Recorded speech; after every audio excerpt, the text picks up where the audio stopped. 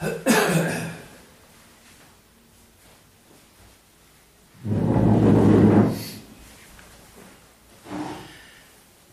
this is Dr. Rutledge, and just going to give a quick video here in answer to an email I received. And basically, it's about a 31-year-old woman, a relatively low BMI in the low 30 or 30, and with diabetes. And the question is,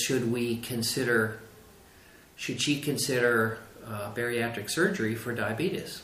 And I have pretty strong feelings on that, so I'll try and make this short. But basically, my opinion is the answer to that is yes, if you have a good operation.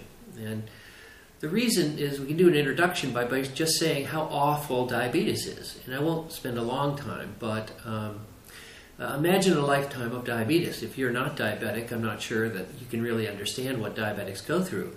But look at the future of a diabetic.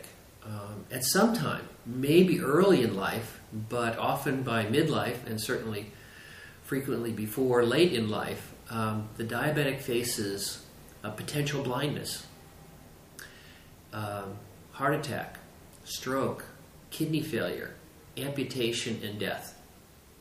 Okay, and these are not unlikely events. In other words, the diabetic has a lifetime of daily and sometimes hourly checking of blood sugar, of medications, and then even with excellent care, the unfortunate diabetic faces such devastating complications that I can barely face them. Now, many bariatric surgeries are poor operations. I think we can agree. They have bad outcomes, they have bad complications. So if I had the choice of diabetes or a bad operation, I wouldn't have it. But let's think of the mini-gastric bypass for a second. It's 30 to 60 minutes in skilled hands. It's reversible, it's revisable. If they come up with a cure for diabetes in 6 years, for example, or 5 years or 10 years, and the MGB is bothersome in any way, undo it. You can undo the operation in 30 to 60 minutes.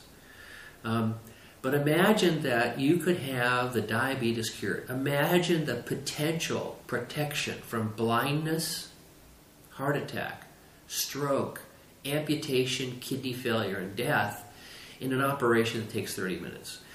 And not only that, not only does it affect the diabetes, but remember it affects the other factors that are involved in end organ damage. So cholesterol is decreased, triglycerides are decreased, blood pressure is decreased, kidney function is improved. For all these reasons, my opinion is that we are much too frightened of offering diabetics the mini-gastric bypass. I have done about 300 thin diabetics, and the thin diabetics are some of my most satisfied patients. First of all, they're not already so sick that you can't really help them in many cases. You can really help patients, some of the thin diabetics, who are even very sick because their sugars can sometimes be out of control. But because they're thinner in many cases, and if you operate especially in younger patients, the operation becomes much easier. You're not dealing with big, bulky, dilated liver. You're not dealing with a big swollen abdomen. So for all those reasons, I'm a very strong proponent of considering the mini-gastric bypass in the thinner and thin diabetics. Thanks very much, and I hope this answers some of your questions.